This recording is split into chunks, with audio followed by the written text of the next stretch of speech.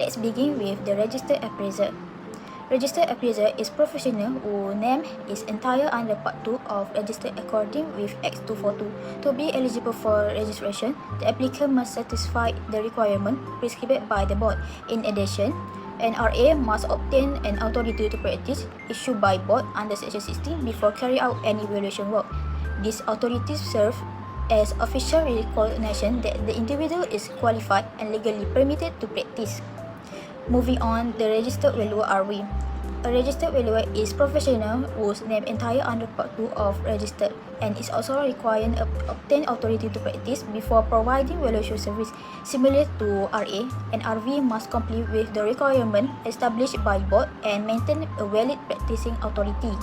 Secondly, in terms of scope of work and restriction to practice, for registered appraisers, Section 19 allow them to undertake valuation work involve land, building, and all interest train. This include the valuation of assets such as trees, crops, furniture, fixture, trade, stock, plant, machinery, and equipment. They may also conduct valuation for purposes such as feasibility study, project management, arbitration, and court proceeding. However, the practice of RA is subject to restriction under Section 20 of Act 242. The board may determine the maximum capital value of assignment that be undertaken by an RA and may also impose additional conditions on their practice. As a result, their professional authority is more limited. For registered valuer, Section 19 provides a similar scope of work. However, unlike RA is not subject to the restriction imposed under Section 20. This enables the valuer to undertake broad range assignment without limitation on the capital value of the property being valued. Thirdly, in terms of area of practice. For registered appraiser, the board has the authority to resist their practical, trade, or several state. This means the RA may only be permitted to undertake valuation assignment within the geographical area approved by the board only. In contrast, registered valuer is generally not restricted to be particular state. They are able to undertake valuation assignment through Malaysia. Firstly, in terms of registration status and professional status, a probationary valuer is registered trained valuer whose name is entire in the registered probationers. At this stage, the individual is still undergoing professional development, has not yet obtained full professional recognition. In contrast, a registered valuer is fully qualified professional whose name is entire in the register of valuer after fulfill all requirements prescribed by the board. Secondly, regarding authority to practice and requirement, a probationary valuer is not allowed to practice independently and must perform valuation work under the supervision of registered valuer. To become a PV, an individual must possess recognized academic qualification and satisfy the registration requirements set by board. Meanwhile, a registered valuer must first be registered as probationary valuer, complete the requirement practical training, and pass the test of professional competence (TPC). Once all requirements are fulfilled, the board may issue an authority to practice, allowing the individual to practice independently. Thirdly, in terms of practical experience, probationary valuer is required to undergo structured professional training and gain practical experience in valuation works. During this period, the candidate must be supervised by a registered valuer and acquire experience in various areas of valuation practice. The purpose of this requirement is to ensure that the candidate develop the necessary technical knowledge, professional judgment, and ethical standards expected from professional valuer. In comparison, a registered valuer has already completed the requirement practical experience and demonstrate the competency needed to carry out valuation assignment independently. Furthermore, the test professional competence or TPC is another key differences between two of them. A professional valuer must successfully complete the TPC before becoming eligible for registration as registered valuer. The TPC includes a minimum period of approved professional experience, submission of work diary and logbook, preparation of record of experience, completion of 2 practical tasks, and attendance at professional interview.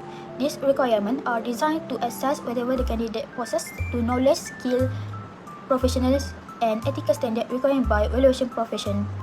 Lastly, for the scope of practice, probationary valuer has limited scope of work and may only assist in valuation assignment under supervision. They are not authorized to sign valuation report independently. On the other hand, registered valuer may undertake valuation assignment independently. prepare and sign valuation report, and provide professional valuation service for wide range of purpose. Let's look at the broker. Broker is an individual who is not registered with the board of valuer, appraiser, estate agent, and property managers or both. Since they are not registered under Act 242, they are not legally recognized to carry out estate agency practice. A broker does not need fulfill any professional requirement, undergo practical training, or pass professional examination. In addition, a broker is not regulated by BOVIAP and does not have the legal authority to handle property transactions on behalf of client. Therefore, a broker cannot establish or manage a real estate agency firm. Next, let us discuss the real estate negotiator, commonly known as REN. Unlike a broker, REN is officially registered with BOVIAP through a registered estate agency firm. Before becoming REN, an individual must complete the negotiator certification course or NCC. However, an REN is not considered a fully registered estate agent. Their role is to assist a registered estate agent in carrying out estate agency activities. For example, REN may help to market properties, arrange property viewing, communicate with client, and assist in negotiation. Nevertheless, an REN must always work under supervision and responsibility of REA. They are not allowed to practice independently or open their own real estate agency firm. Lastly, we have registered estate agent or REA. REA is a fully qualified and professionally registered practitioner under Act 242. To achieve this status, an individual must fulfill professional requirements set by board, including registering a probationary estate agent, completing practical training, and passing the requirement professional examination. Once registered and granted authority to practice, REA can conduct estate agency practice independently. They have full authority to manage property transactions such as sale, purchase, leasing, and other estate agency service. In addition, REA may establish and manage real estate agency firms subject to the approval by BOVIAP. Purpose of Professional Indemnity Insurance (PII). PII is insurance that protects valuation firms against claims arising from professional services. Since valuers use professional judgment in determining property values, mistakes or dispute may sometimes occur. One purpose of PII is to protect the financial stability of valuation firms by covering compensation and legal costs. It also increases client confidence because clients know they may be compensated if losses occur due to professional mistakes. Besides that, PII helps protect to the firm's reputation and ensure compliance with professional requirements. The types of claimable losses. Firstly, negligence refers to a failure to exercise reasonable care in valuation work. For example, a valuer may use inaccurate market data, resulting in financial loss to the client.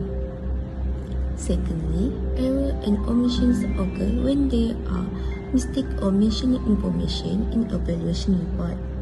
For example, a calculation error may cause an inaccurate property valuation. Next, breach of contract occurs when a valuation firm fails to fulfill any contractual obligations, such as not submitting a report within the agreed timeframe. Lastly, uncertainty arises when market conditions change after the valuation has been complete, causing difference between the assessed value and the actual market value. Misconduct and ethics of registered valuer Act 242. Act 242 sets ethical standards to ensure valuers perform their duties professionally and responsibly. Valuation as estate agent. A valuer who acts as an estate agent in a transaction cannot value the same property to avoid conflict of interest. Besides, conflict of interest disclosure. Valuers must disclose any personal, financial, or business interests that may influence their judgment. Next, professional fees. Fees should follow the prescribed scale and the highest fees require approval from the board. Lastly, accuracy of statement. Valuers must provide accurate and truthful information in report and must not give misleading statements.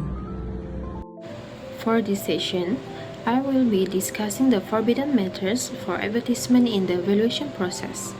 Advertisement by registered valuers and registered valuation firms are regulated to ensure that the professionalism and credibility of the valuation industry are maintained. There are several types of advertisement that are strictly prohibited. The first prohibited matter is the use of false or misleading statements. A registered valuer must ensure that all information in an advertisement is accurate and trustful. For example, a valuation firm cannot claim to be the best valuation firm in Malaysia if there is no evidence to support that statement. Such claim may mislead the public and damage the integrity of the profession. The second prohibited matter is making unfair comparison with other valuation firms.